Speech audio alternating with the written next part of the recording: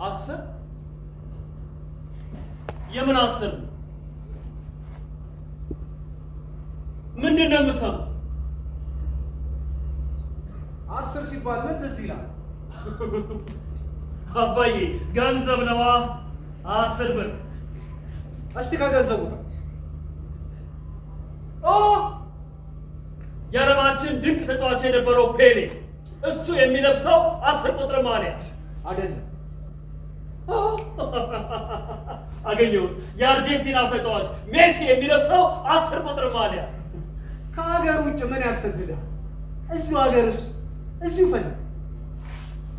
ወይ ወይ ወይ ወይ ወይ ወይ በሞትኩት በሞትኩት በሞትኩት! አንተ ድንቁ ተጫዋች ኢትዮጵያዊ መንግስቱ ወርቁ የሚለብሰው 10 ቁጥር ማሊያ! እውነትም ይድነቃቸው። እስቲ ቀሪላ ከመግፋቱ ጣና ሌላ ነገር አእምሮውን ውስጥ ያሰብ ምን አለ ሌላ? ምን እስቲ ንገረኝ፣ ምን አለ ሌላ የሚታሰብ ነገር? ጣቶቼንም አእምሮንም እስቲ ያሰብ። አሁንስ ምን ትዝ ይላል? ምንም ትዝ አይለኝ። እስቲ እንደገና አስብ። እስቲ አሰላስል።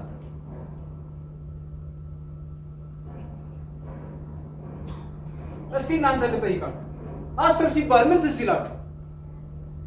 ምን ትዝ ይላችሁ? እኔ 10 ሲባል የአባታችን የቅዱስ ዳዊትን በገናና 10 አውታሮችን አስታውሳለሁ። አውታሮቹ ለነፍሴ እንዴት መዋደድን እንደሰጡ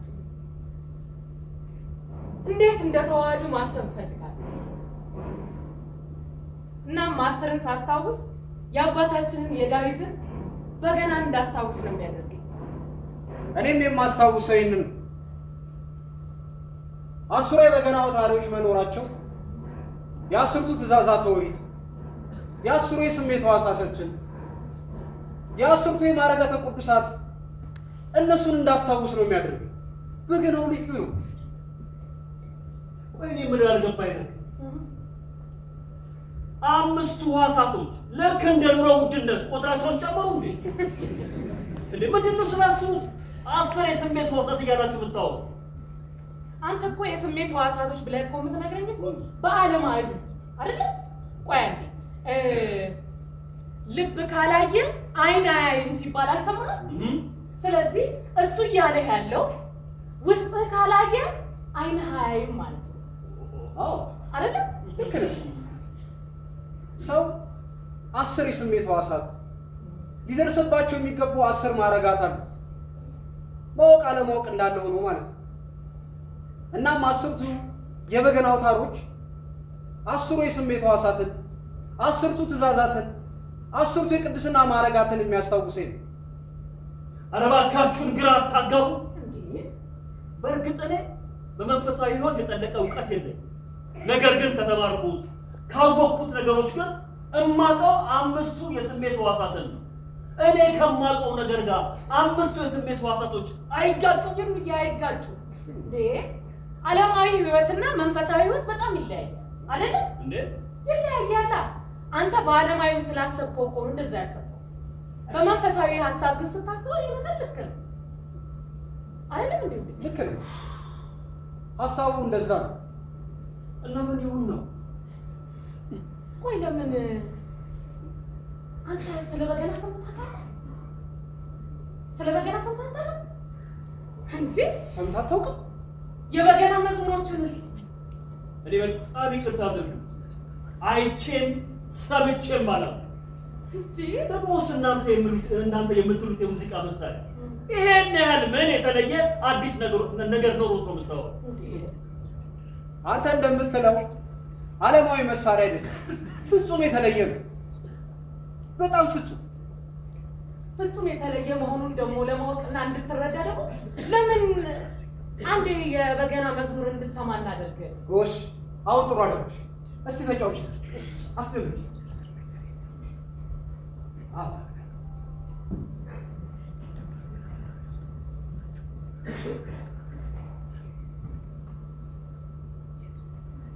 የነፍስን ሐሴት የነፍስን መመሰጥ የሚሰጥ ልዩ መሳሪያ ነው። እስቲ እናዳምጥ።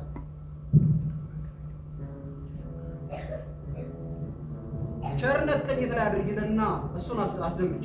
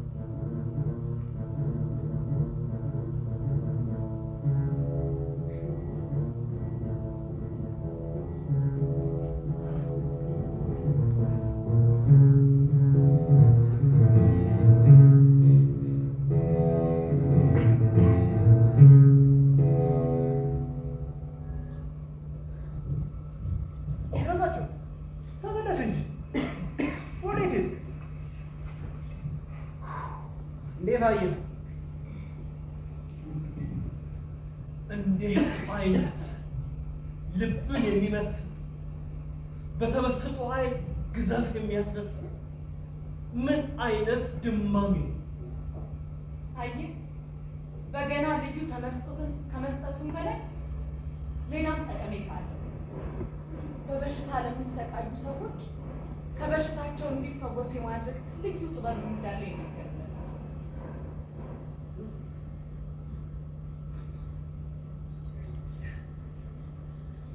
እውነትሽን ነው? አዎ።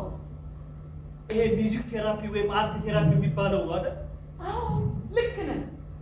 ሚውዚክ ቴራፒ የሚባለው ይሄ ነው። ከበገና ወስደው ነው ይህንን ያደረጉት። በደንብ አውቃል ማለት ነው። እንጂ ስለ ፈውስ ሰጭነቱ መጽሐፍ ቅዱስ ላይ እንደተመሰከረለት አታውቅም?